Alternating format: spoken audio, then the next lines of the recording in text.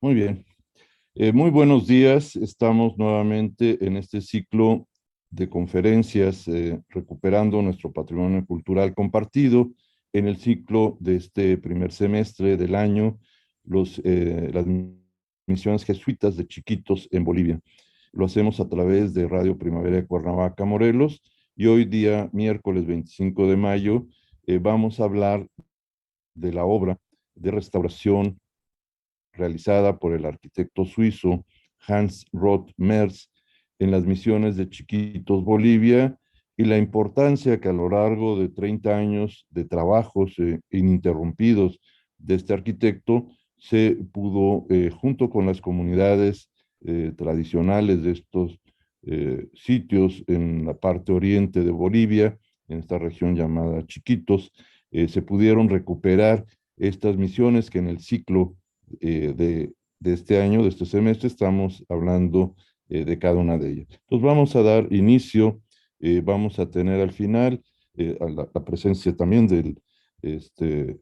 licenciado Arturo Aguirre, quien nos va a acompañar para las preguntas y comentarios al final de esta transmisión. Iniciamos. El arquitecto suizo Hans Roth Merz nace en Suiza en 1934 y se traslada muy joven en una misión de 6 meses a Bolivia para conmemorar hacia 1972 la referencia que otro arquitecto suizo en el siglo XVIII, Martin Schmid, había realizado como misionero jesuita en esta región de la Chiquitanía, como se llama actualmente todavía, a esta región que colindaba con la frontera del territorio de Portugal y que conformaban esta serie de misiones de frontera y de resistencia hacia los territorios de disputa de muchas de las ocasiones y que los jesuitas ocupan con toda esta población guaraní distribuida en esta zona, nuevos asentamientos llamados reducción. En esta imagen estamos viendo una talla alusiva a Martin Smith y en el fondo una fotografía del arquitecto suizo Hans Roth, que hizo una labor extraordinaria. Esa es la razón por la que en este programa, además de hablar de cada una de las misiones, como lo hemos hecho a lo largo de este ciclo, queremos destacar la labor y la forma de trabajar en la recuperación, conservación, consolidación, la forma en que se constituyeron los talleres de talladores de madera con la propia población. Vamos a dar inicio. Hans Roth Merz nace en la ciudad de Zürich en 1934 y fallece en Feldkirch en 1999. Fue un arquitecto y jesuita y de origen suizo, conocido especialmente por sus trabajos de restauración de las misiones jesuitas de la Chiquitanía en Bolivia y de la recuperación cultural en la zona. Él inicia los trabajos en esta región en 1972,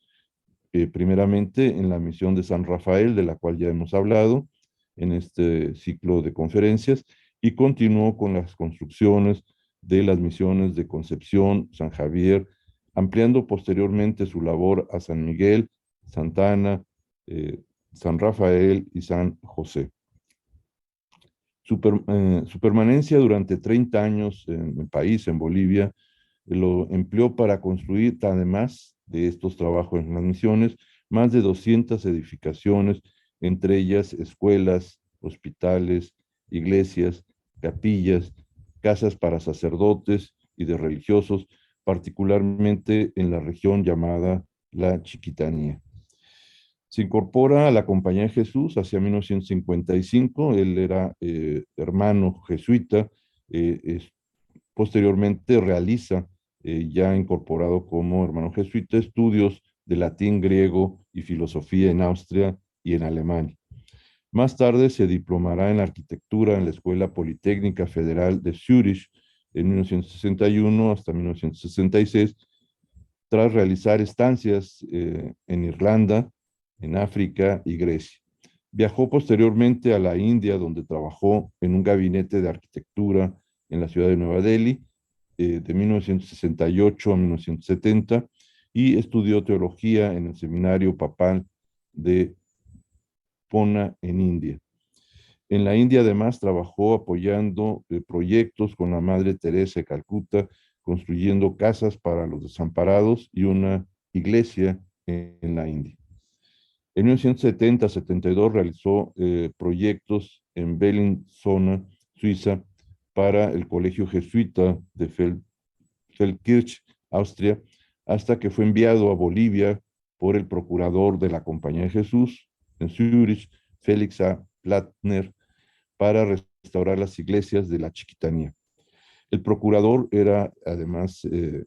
historiador del arte, y su interés por este trabajo que anteriormente en el siglo XVIII había hecho otro jesuita suizo, Martin Smith, quien es además este personaje que envía a Hans Roth, Felix Plattner, había ya visitado en 1957 y 58 esta región, y las dio a conocer por primera vez en el estado en el que se encontraban en Europa. Envía a Roth, al arquitecto y religioso Roth, Hans Roth, coincidiendo además con el bicentenario de la muerte de Martin Smith en 1972. Tenía prevista una estancia tan solo de 6 meses, y sus superiores de la Compañía de Jesús le ordenaron regresar a Europa, pero Roth no obedeció y, cautivado por la arquitectura recién descubierta, decidió renunciar a la orden para instalarse hasta su muerte en los pueblos chiquitanos. Su primera obra de restauración, como ya lo habíamos mencionado anteriormente, fue el templo y complejo del conjunto de la misión de San Rafael. Para su trabajo de restauración, Hans fue respetuoso con la esencia arquitectónica indígena chiquitana, y para la reconstrucción o restauración en este sitio participaron pobladores de origen chiquitanos y algunos de origen de guaraníes, los guaraníes ya mestizos. Creó además las escuelas de carpintería, ebanistería y tallado. Eso fue muy importante porque a raíz de estas escuelas o talleres pudo capacitar a la gente de la región y de los poblados para los trabajos que se iban a realizar a lo largo de 30 años. Esos talleres también empezaron a trabajar talla de instrumentos musicales, es decir, la obra arquitectónica de conservación-restauración estuvo paralela al rescate y a la recuperación de la tradición musical que ya existía desde el periodo barroco de las misiones en la presencia jesuita en el siglo XVIII.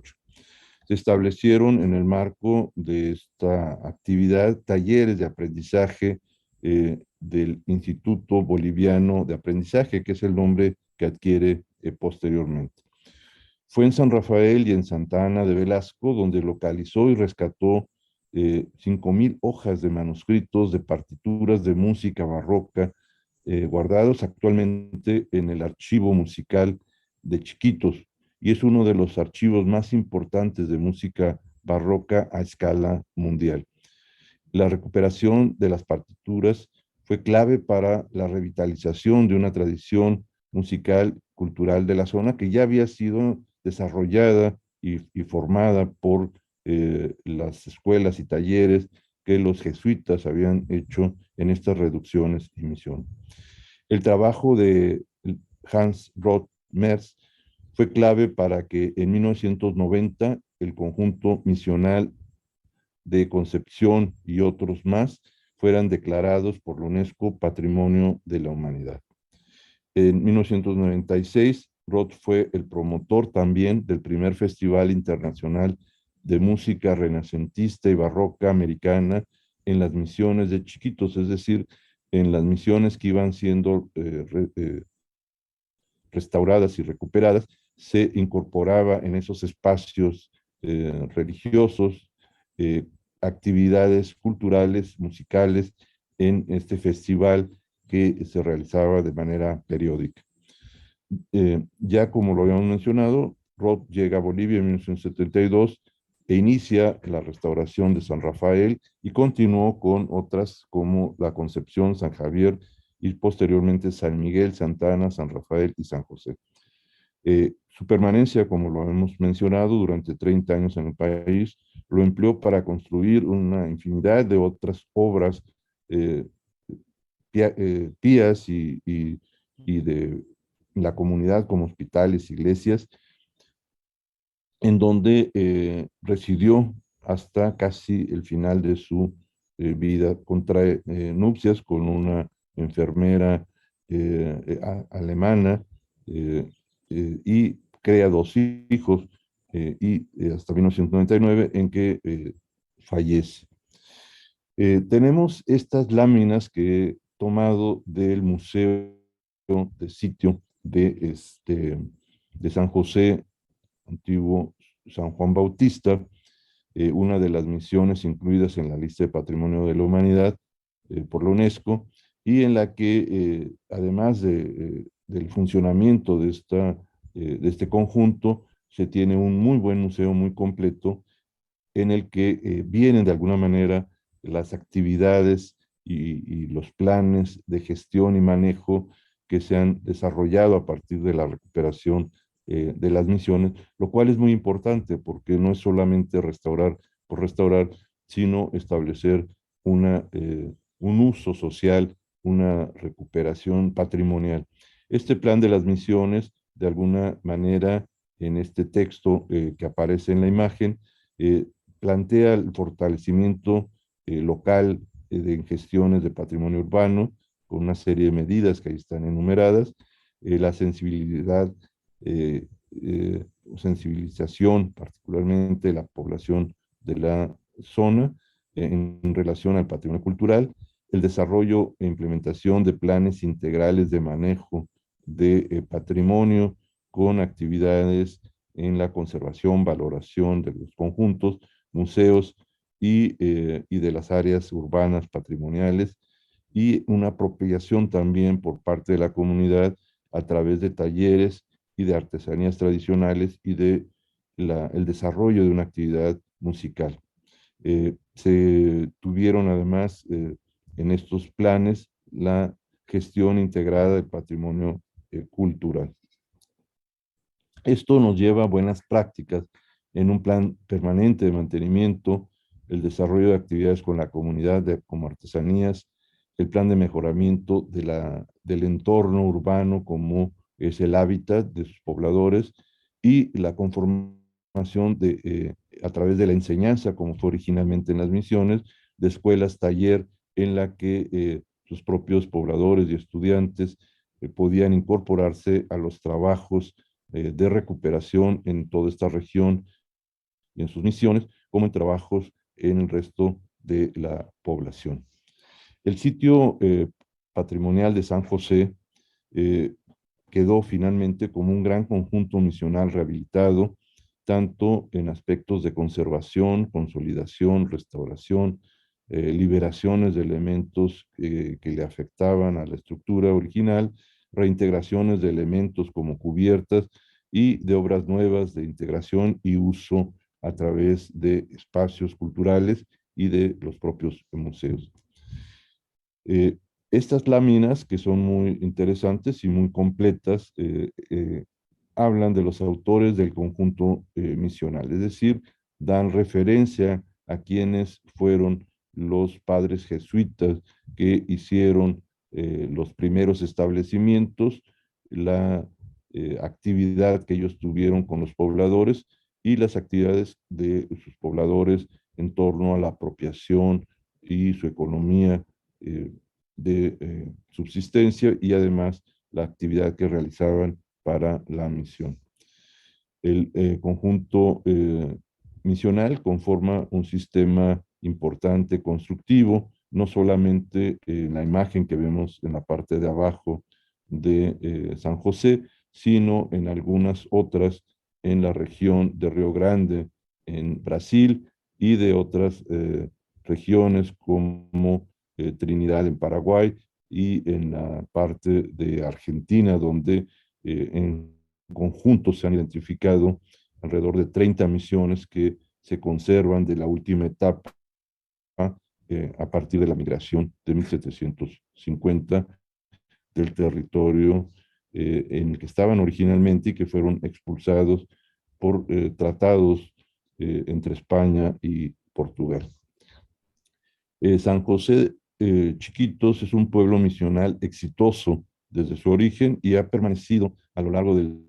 tiempo y a través de actividades y permanencia de sus pobladores. En la parte inferior vemos un grabado del gran espacio de atrio y de plaza que tenía diversas funciones y podemos ver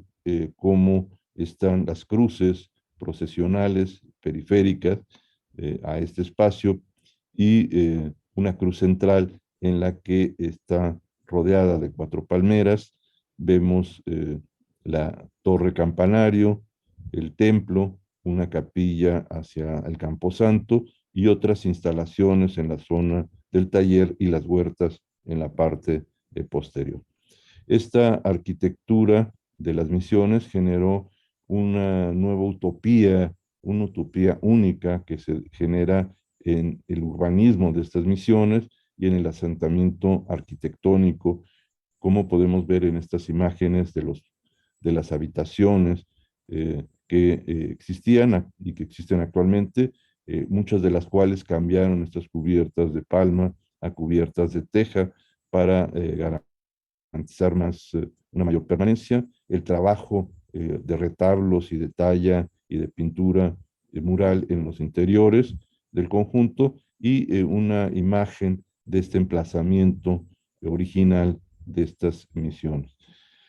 La Compañía de Jesús y su misión evangelizadora también es explicada a través de estas láminas en distintos territorios en América, Asia, África, en donde tuvieron una presencia muy importante. En la parte de abajo se ve esta presencia en Sudamérica con las misiones en Brasil, en Río Grande del Sur, en las misiones de Argentina actuales, eh, las de Chiquitos, las que corresponden a Mojos y Mayres, en la parte ya más al norte. Son todas ellas, si se fijan, emisiones de frontera. Esta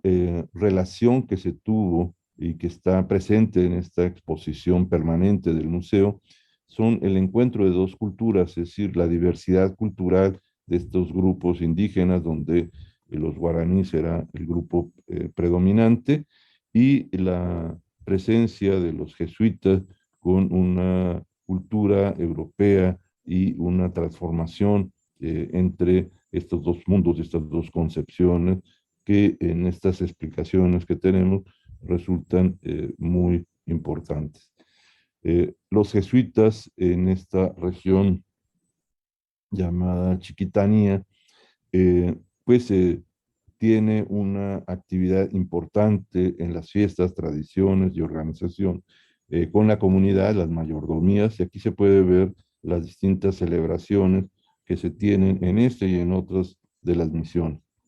Al igual que la vida cultural, lúdica, religiosa en toda esta región, particularmente en estas de Bolivia, en donde la continuidad a la expulsión de los jesuitas se mantuvo en sus tradiciones religiosas y festivas y culturales. Vamos a entrar en esta otra etapa después de este marco histórico que en nuestra grabación pueden parar, pausar y poder leer muchos de estos textos que son complementarios a esta presentación que resulta un poco más compacta, más breve. Aquí podemos ver el trazo original de estas misiones que fueron construidas en el siglo XVIII, podemos observar cómo los anclajes o las cimentaciones son parte de los árboles que se recuperaban, se cortaban, se trasladaban, y la parte amplia de ese árbol en muchos de los lugares se cortaron y se pusieron como cimientos, como anclaje amplio, como una zapata eh, eh, de amplitud para sostener con esta base propia, natural, a través de un achimbrado en este punto, las columnas labradas, talladas con azuelas y con hachas, que permiten un apoyo aislado en cada uno de los lugares y una construcción rápida de una cubierta, y posteriormente la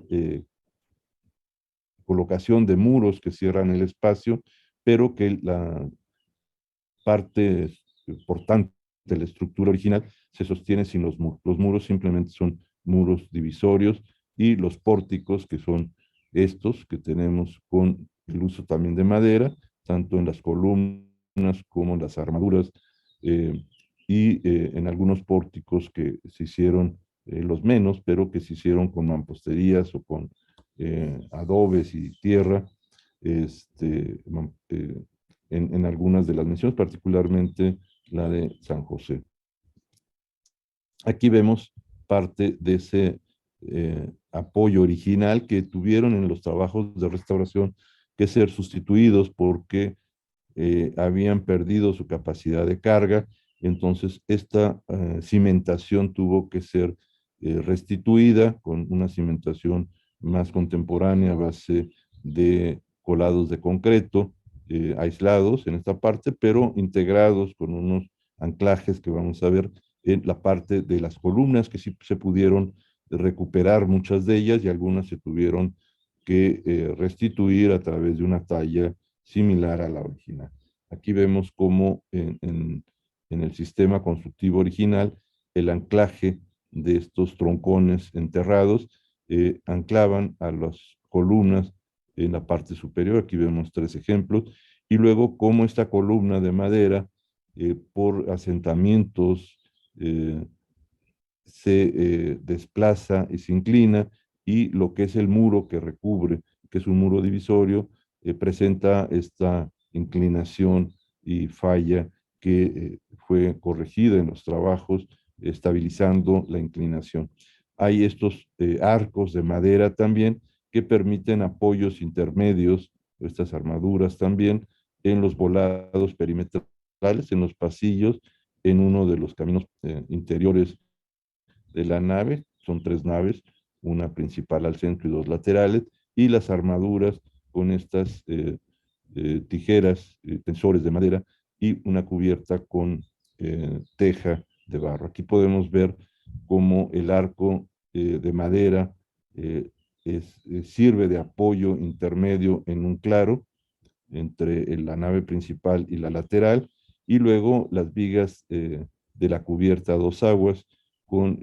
carrizos y un entortado, y luego la teja sirve como complemento a la cubierta. Aquí se puede observar el caballete, este triángulo que sirve como armadura, con clavos que no son metálicos, son de madera, se llaman clavacotes, una viga de apoyo a las vigas laterales, y luego estos amarres con sunchos vegetales o de cuero que sirven para hacer los amarres y los anclajes posteriores de otro elemento de madera en este punto. Aquí se ve casi como un mecano cómo se hacía el soporte, la parte alta de la columna, el capitel, que es este, cómo se ensambla uno con otro a través de un pivote de madera, que es el que sirve para dar apoyo a la columna y atraviesa el capitel, y luego la viga de arrastre en esta parte se apoya junto con vigas transversales que se ensamblan, y luego el caballete también se ensambla con estos tirantes y tensores, uno abajo y otro arriba, y vean cómo estos pernos o elementos de madera sirven para el ensamblaje de todos. Si se fijan, es un trabajo de carpintería pues de gran calidad y que permite prácticamente armar esa cubierta y el soporte. Aquí vemos un detalle eh, de cómo originalmente el troncón, la parte del árbol, se ponía abajo como si fuera una ampliación de cimiento y sobre este elemento enterrado, es el nivel de piso, se anclaba la columna para colocarla en donde el trazo ya del templo lo requería. Aquí se puede ver este detalle que estoy explicando, cómo que fueron retirados muchos de estos horcones que ya habían perdido su capacidad y su resistencia, y esta era la forma en que se anclaba la columna, y luego esta era recubierta con muros de adobe, etcétera, que son muros divisorios, no hacen un trabajo de carga, realmente la carga estructural la llevan las columnas de madera, estos se ponían posterior a la cubierta, se construía primero la cubierta y posteriormente los muros. Y aquí, en esta explicación del trabajo del arquitecto, se muestra cómo se usaban un sistema de palancas para que las columnas ensamblaran a la estructura de abajo. Esta es la excavación de la cimentación que queda en la parte de abajo, y cómo de esta manera se hizo originalmente, y ellos ya en fecha posterior, cuando hicieron los trabajos, se empleó un sistema muy rústico, muy sencillo, ya que no se contaba con gran equipo y maquinaria. Aquí se ve esta estructura hecha de ladrillos ensamblados, y como en la parte central se hace una base para soportar en la parte de arriba las estructuras. Y estos son los trabajos que realiza, que desde el punto de vista de la conservación, restauración, tienen un gran valor porque respetaron la estructura original y simplemente es una estructuración y un complemento para dar garantía de la estabilidad de una estructura original. Entonces, sobre un cimiento nuevo que es sustituido, se hace un anclaje con estas eh, soleras de metal. Aquí abajo está la armadura, y estas se hace con perno, se hace el anclaje a la columna de madera y sirve para ligar el cimiento con el apoyo de la columna. Y esta imagen nos muestra la forma en que originalmente se hizo la elevación de estas grandes columnas, pues de más de 8 o 10 metros, algunas de ellas, como a base de poleas, como las vemos aquí, y de tirantes, y estos postes se elevaban las columnas ya talladas y se colocaban en el lugar donde estaba siendo eh, trazado el templo y su interior. Entonces aquí podemos ver ya la columna elevada, colocada en su punto, y de esta manera se fueron haciendo toda la serie de columnas que tenemos, y posteriormente las traves, las armaduras, la cubierta, y para terminar se colocaron los muros. Las columnas y los fustes, como se llama la parte central de la columna, eran talladas en la parte descubierta, es decir, en las columnas que quedaban en la nave principal, son 3 naves, y las que quedaban ahogadas finalmente en el muro lateral eran simplemente troncos sin una decoración, simplemente cuadrados o rectangulares, y que eran recubiertos con adobe o con tapia.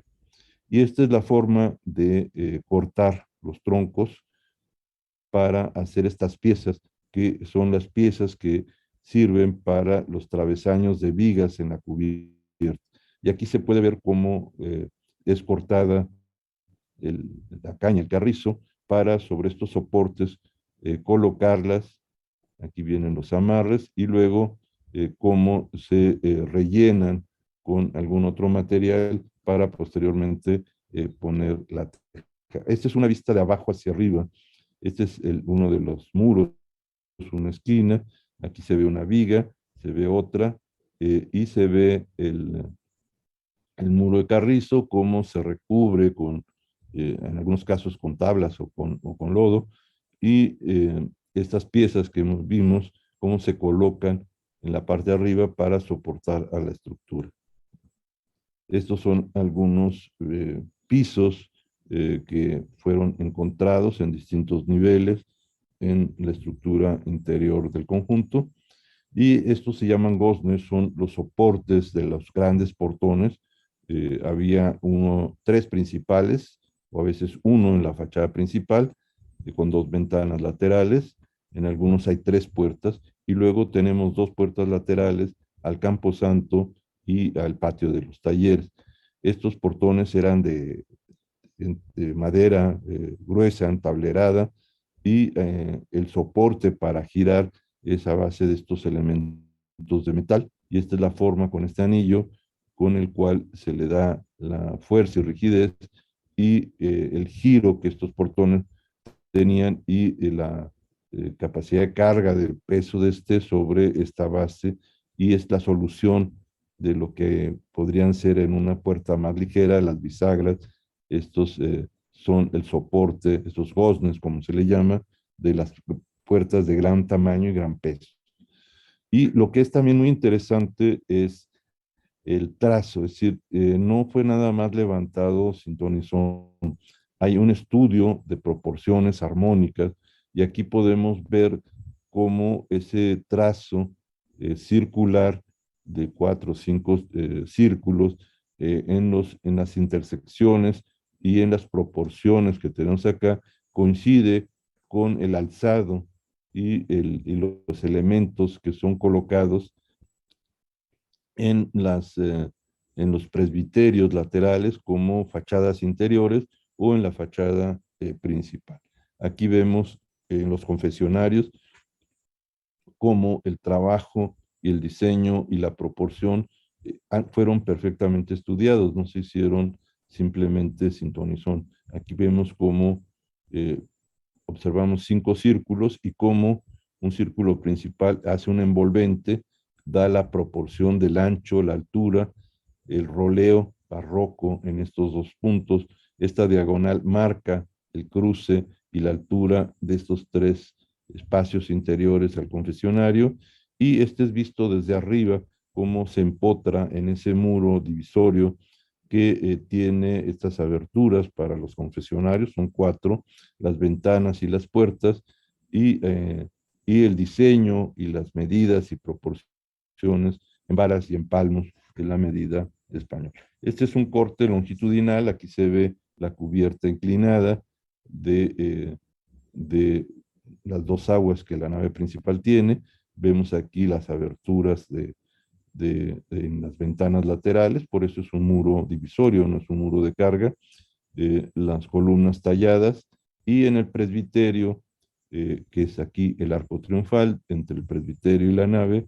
eh, aquí está el corte, vemos cómo hay una decoración, una fachada interior lateral en ambos costados. Este es visto desde arriba,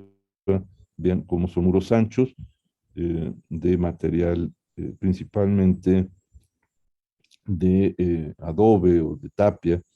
y las medidas que corresponden a proporciones de un trazo armónico. Esta es la eh, portada eh, de una de estas misiones, y aquí de San Javier, y aquí podemos ver la fachada principal con la talla en madera, la talla en mamposterías de la fachada, la puerta principal al centro, la venera o concha para el coro alto, un barandal pequeño en la parte de la fachada, la cubierta se prolonga al frente, este es visto desde arriba, este espacio queda cubierto, esta es la puerta principal,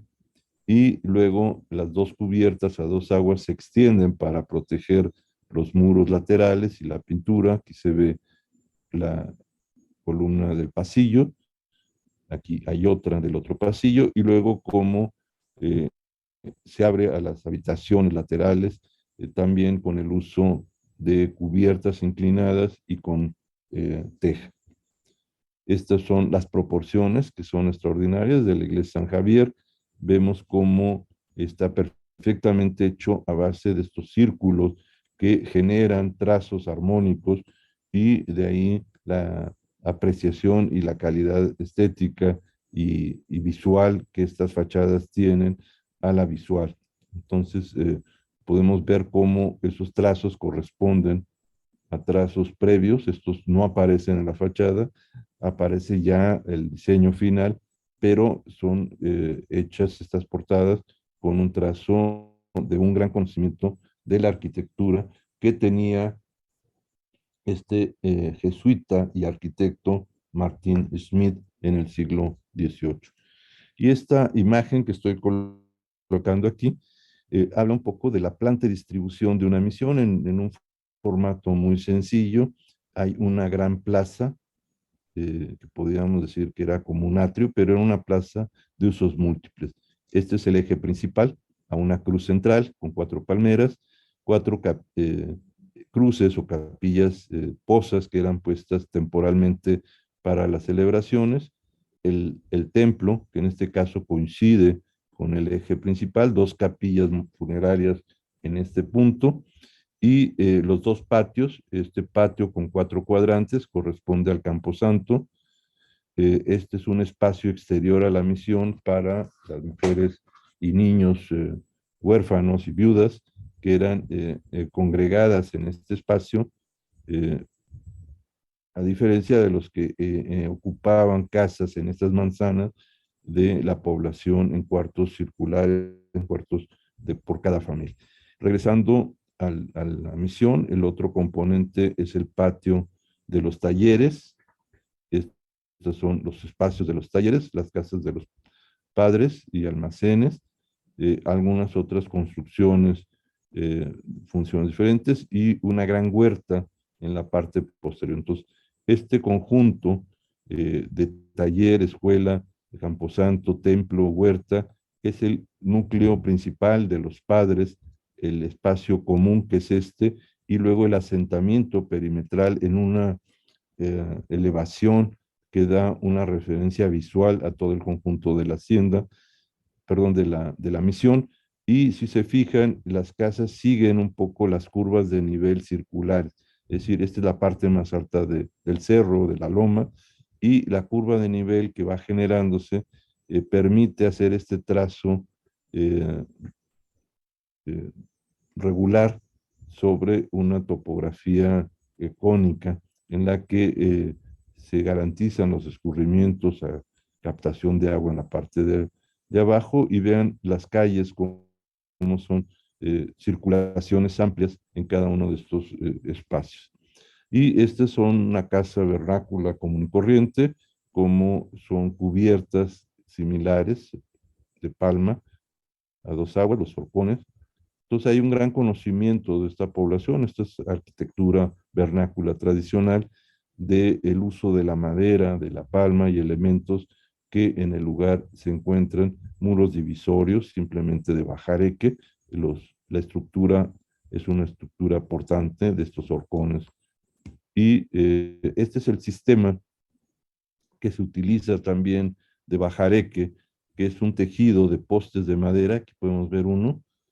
y luego carrizos como una trama en ambos sentidos, y luego se recubre con adobes en algunos puntos y con un enjarre de arcilla, que aquí ya se ha perdido y ha dejado descubierto la estructura interior. Vean ahí los amarres, pero esto generaba un muro no muy grueso para dividir un espacio. Se ha colocado este caballete con teja para evitar la erosión en la parte de arriba, y aquí podemos ver un detalle interior de esa estructura y los portones a los predios terrenos. Vemos aquí 2 postes y el portón. Y la arquitectura tradicional, que aunque ya ha incorporado láminas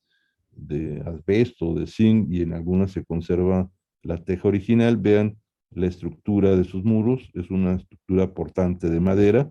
estos son los postes, y estos muros son de bajareque recubiertos. Aquí, por la erosión que han tenido, se ha quedado a descubierta la estructura interior.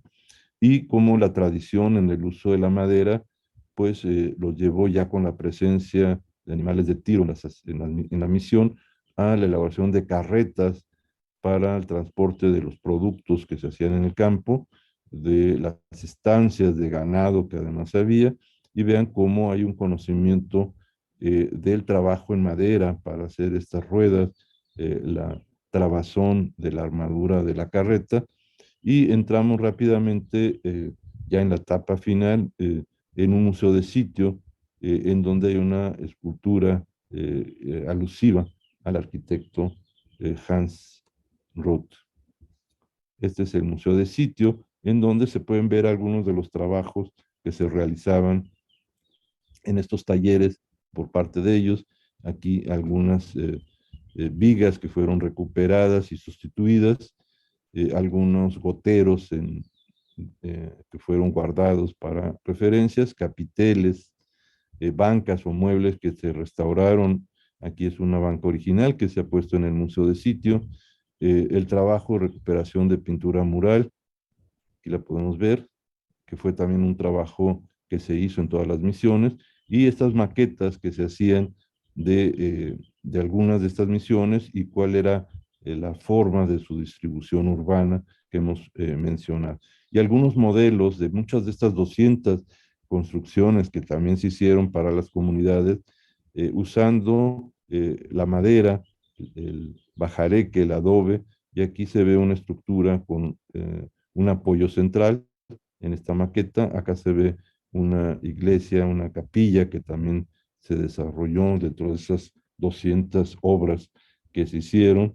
Ahí se ve en la parte de abajo una foto del arquitecto y está otro modelo en madera, que son los mejores planos, es decir, la gente lo entiende mucho mejor en un modelo de 3 dimensiones. Esta es una con un diseño mucho más moderno. Esta es parte de un santuario y de otras iglesias con una concepción, con el uso de materiales tradicionales de la región, pero con una liturgia interesante. Y los talleres que quedaron a partir de estas escuelas, ahí se ven algunas columnas que tuvieron que ser sustituidas por el deterioro que tuvieron, y luego la talla de madera que se deja secar, se corta correctamente. Aquí vemos una escantillón, una forma para hacer el trazo correcto de esa columna salomónica, y luego los instrumentos que se utilizan para los ensambles de esculturas, estos elementos que se llaman sargentos, que sirven para unir piezas. Aquí se ve uno de estos eh, talleristas, y esta escultura de un Santiago, eh, vean la proporción con el tallador y de la escultura, cómo se va haciéndose las piezas, los brazos, las manos, los ensambles, la cara, y luego el circuito misional de estas misiones de las que hemos mencionado, en las que estuvo el arquitecto, y muchas de ellas que han sido declaradas como patrimonio de la humanidad. Y aquí vemos las estructuras de las que hemos hablado en los planos, puestas directamente en los edificios. Aquí vemos estos arcos polilobulados en la parte de abajo, y la calidad de la talla de elementos originales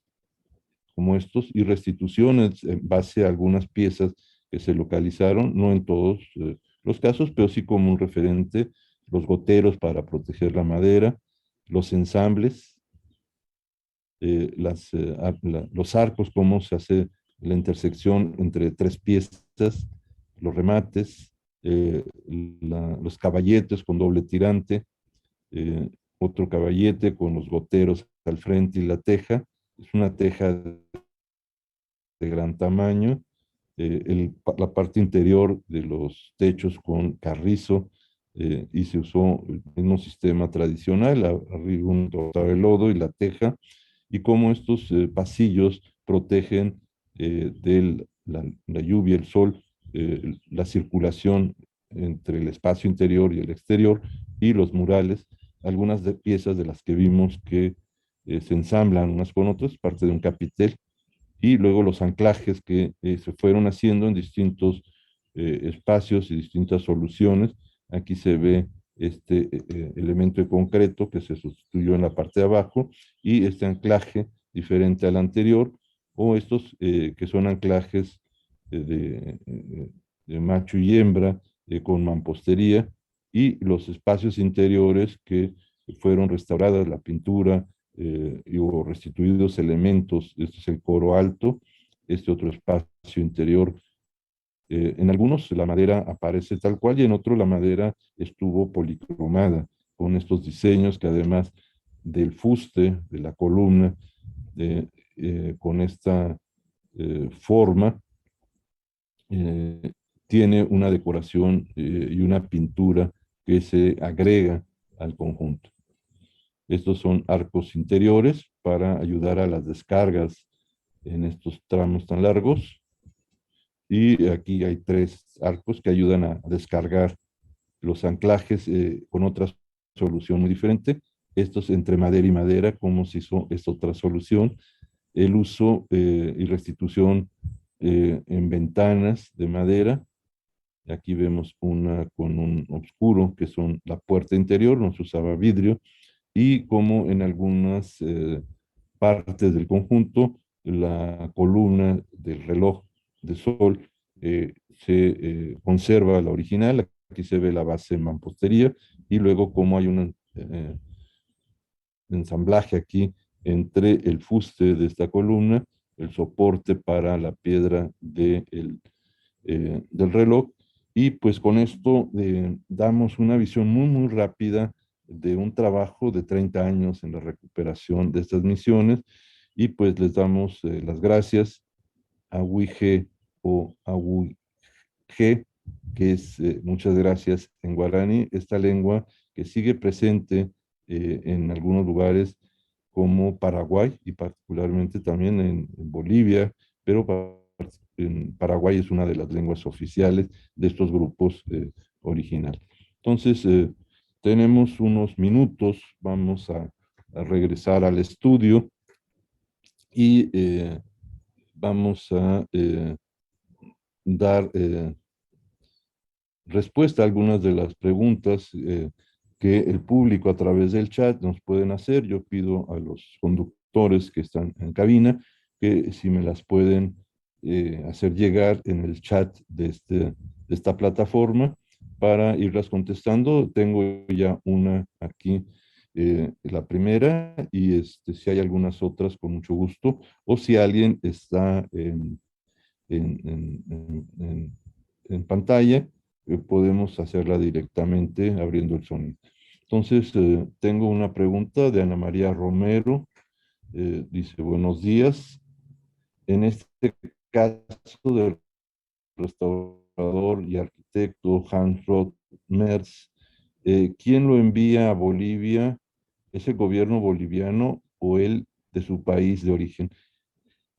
Como mencioné al inicio, él es hermano, él es jesuita y formado posteriormente a su formación básica, se formó como arquitecto y es enviado por su superior,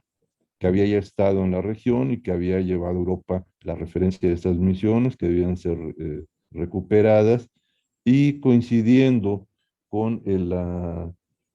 presencia de Martin Schmid en el siglo XVIII en un aniversario, en 1972, su superior comisiona a este jesuita, hermano Hans Roth Merz, que además era arquitecto y aficionado a la música también, por eso es que recupera muchas de estas partituras que encuentra y desarrolla también la actividad de instrumentos musicales en esos talleres. Entonces, él es enviado por 6 meses en una misión desde Suiza por parte de los jesuitas, y él decide renunciar finalmente a la orden porque le piden que regrese, y él renuncia como sacerdote y queda como hermano jesuita, y se queda por su cuenta él en esta región de Bolivia, eh, haciendo un trabajo casi como continuo a lo que había hecho el arquitecto jesuita del siglo XVIII, Martin Schmid, y él se queda finalmente 30 años, 27, 30 años, recuperando en programas conjuntos con las comunidades y con recursos escasos que llegaban, pero particularmente con las comunidades, estas misiones. Y de ahí, por eso, el interés mío personal de cómo el trabajo de un profesional como él, vinculado, suizo además, no tenía que ver nada con Bolivia, cómo ese patrimonio lo envuelve, ese compromiso de un anterior arquitecto y jesuita en el siglo XVIII lo hace que continúe con esta labor y cómo él permanece recuperando todo este circuito de misiones hasta el final de su vida. Entonces es una labor extraordinaria, no nada más por las misiones, es decir, cuando yo revisé que tiene alrededor de más de 200 obras de otro tipo, menores, no solamente las misiones, pues fue una vinculación profesional extraordinaria, única, y que realmente merece un reconocimiento que un profesionista recupere el patrimonio de otro lugar, que no es el de Suiza, es un patrimonio mundial, como la UNESCO lo declaró, y que gracias a esta labor y al de su comunidad organizada y capacitada, podemos tener estas extraordinarias misiones que he mostrado en el ciclo. Monse Peralta nos pregunta qué consecuencias tuvo el restaurador cuando se le ordenó regresar a Europa y desobedeció. Pues son las cosas que en la vida uno tiene que hacer. Es decir, él sintió después de esos 6 meses que su labor no había terminado. Y imagínense ustedes renunciar a su formación y a su actividad como religioso jesuita para incorporarse con estas comunidades y en el rescate de este gran patrimonio, que si él hubiera regresado a los 6 meses, estas misiones se hubieran colapsado, seguramente no las tendríamos. Entonces, él renuncia no a su religiosidad, él sigue siendo hermano, pero sale de la orden al no obedecer este ordenamiento y él permanece con una convicción y ética extraordinaria en una labor social y cultural que no solamente me parece reconocida por Bolivia, quizás a lo mejor no lo han hecho lo suficiente, pero yo creo que es un reconocimiento mundial, alguien que de otro país va a otro sitio y se involucra el resto de su vida en recuperar un patrimonio para una comunidad, porque no es una recuperación de restauración por restauración, es la recuperación de un patrimonio vivo. La gente lo siguió usando y lo sigue usando. Y gracias a ello podemos visitarlas y verlas en funcionando. Es decir, son misiones que no se perdieron como las demás, que quedaron pues en restos, en ruinas o en restos arqueológicos. Estas están usadas por las comunidades eh, a la fecha. Tenemos otra pregunta, dice de Valeria Mendoza, dice saludos, excelente trabajo, doctor Silla. Muchas gracias, creo que cuando uno viaja, y recordando a Adalberto Ríos Salade, que tiene un programa en la radio de la universidad, Viajar con Sentido se llama su programa, cuando uno viaja y conoce, y además uno busca ese destino de ir a ver algo que uno ya estudió antes y que quiere ir uno a verlo físicamente, pues a mí me llevó a estar un par de semanas ahí, documentar, y este ciclo que estoy dando ahora se vio interrumpido, se suspendió en 2020 por la pandemia. Yo lo había iniciado en la UNAM y di la primera sesión, suspendí en la segunda y después de 2 años, 2020 en 2022, estamos usando este medio de difusión que a mí me parece mucho mejor. Es decir, a veces una conferencia de unos cuantos interesados en ese auditorio o en el salón, me gusta más este otro formato de hacerlo extensivo a un público más amplio y llevarles esta referencia y este conocimiento, interesarlos en este patrimonio y que además puede quedar grabado. Ustedes pueden escucharlo, leerlo con detalle, que por la premura del programa no puedo tomar el tiempo de leer las cédulas, pero pueden ustedes volverlo a pasar poner pausa y leer cada una de esas cédulas que proporcioné en el inicio de la sesión. Laura Torres, buen día. ¿Cómo se comportaban esas estructuras con la humedad? Pensé que no pensé que estuvieran armadas de tantas piezas, ¿sí? Es, cada pieza tiene un material de alta resistencia de madera, es decir, la madera se tiene que cortar correctamente en relación a la luna, se tiene que transportar, se tiene que tallar. Hay elementos que originalmente eran cimentación y que se echaron a perder por la humedad o por el deterioro, estuvieron más expuestas, y elementos de apoyo que son las columnas o fustes, y luego cómo las basas o los capiteles son ensamblados. Es, es, es, una, es un trabajo de prefabricación, es decir, las piezas se hacen en un taller, cada quien hace partes de esos capiteles, los cuales otro grupo los ensambla. Es como preindustrial, es decir, artesanal preindustrial, es un poco como el Art Nouveau, en donde es el último momento previo a la manufactura ya industrial. Entonces las piezas se hacen prefabricadas en madera y otro grupo, que son los ensambladores, los carpinteros de la estructura, las van ensamblando como un mecano, o sea, como si compraran un modelo de estos de armar, van armando el capitel, o sea, el fuste, el capitel, los postes, las vigas, los travesaños, todo perfectamente ensamblado para que trabaje estructuralmente bien, y luego cómo se recubre con materiales propios de la región, como es el carrizo, la arcilla y la teja de barro y los pisos que también son parte de la arcilla que en el lugar existen, y cómo con materiales locales, porque el lugar estaba totalmente incomunicado con el resto de las regiones, cómo con materiales propios se hace bajo esta dirección, es decir, la gran capacidad que este arquitecto eh, suizo, Martin Schmidt, tuvo para hacer ese trabajo originalmente, y luego cómo el segundo arquitecto, ya siglo XX, logra rehacer con un criterio estructural y de conservación correcto. No hay falsificación, es decir, se hace con la misma tradición con la que estas estructuras de madera fueron hechas, y simplemente restituye elementos faltantes para garantizar la estabilidad del conjunto. Sí, la humedad, cuando esto ya no tuvo mantenimiento, pues la humedad afectó en la cubierta, seguramente elementos de madera de la propia cubierta, la humedad probablemente pasó a algunas columnas, seguramente los pisos tuvieron una humedad mayor, quizás con losas de concreto, que seguramente lo pusieron, y esa humedad causó el daño de la cimentación, que es la que estaba más dañada, fue la que se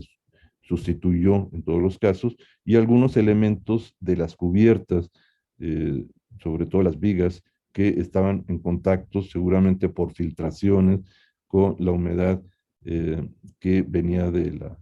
las cubiertas, y que el mantenimiento en estructuras de madera puede ser muy importante, muy cuidadoso, porque si no está aislado de la humedad, pues la madera va dañándose. Entonces, se ha garantizado eso con estos trabajos, y lo que es extraordinario es tener una edificación del siglo XVIII de madera conservada. Es decir, las que conocemos en muchos lugares, en México tenemos cubiertas de madera, pocas, muchas se perdieron o se incendiaron, pero el tener una estructura de madera a la fecha, pues lo hace relevante, y el poderla conservar también. No sé si tenemos alguna otra pregunta del público. Estamos ya en tiempo, estamos cubriendo una hora de transmisión. Ya no Entonces, tenemos preguntas, doctor. muy bien, muchas gracias. Entonces, vamos a dar las gracias al auditorio que nos ha seguido, a los que escuchen la grabación posteriormente, y los invitamos para que el próximo miércoles a las 11 de la mañana nos escuchen en este ciclo. Vamos a hablar de la importancia de la música en la formación y enseñanza de los jesuitas, tanto en la elaboración de los instrumentos musicales que se hacían en estos talleres, como el estudio y el uso de partituras de música renacentista y barroca que tuvieron, y el rescate de estas eh, partituras de un jesuita que se descubrió que mucha de su obra, más de 500 partituras, Cipoldi, Domenico Cipoldi. Vamos a hablar de esta presencia cultural intangible, es decir, el patrimonio podemos describirlo en términos estructurales y generales como patrimonio tangible o material, pero el patrimonio intangible es el de la música. Un concierto nunca se toca igual, es decir, aunque tengamos la misma partitura, los músicos tienen expresiones, sentimientos propios en cada sesión. Es un patrimonio inmaterial, y cómo este patrimonio está presente a través de la música en las misiones jesuitas de guaraní. Entonces los esperamos la próxima semana y agradecemos al personal técnico de Radio Primavera, el licenciado Arturo Aguirre. Se disculpa el día de hoy, estará con nosotros en la próxima sesión y los esperamos nuevamente. Muchas gracias. Ya nos vamos, pero recuerda, estás en radioprimavera.mx. Buenos días, Cuernavaca. Buenos días, Morelos.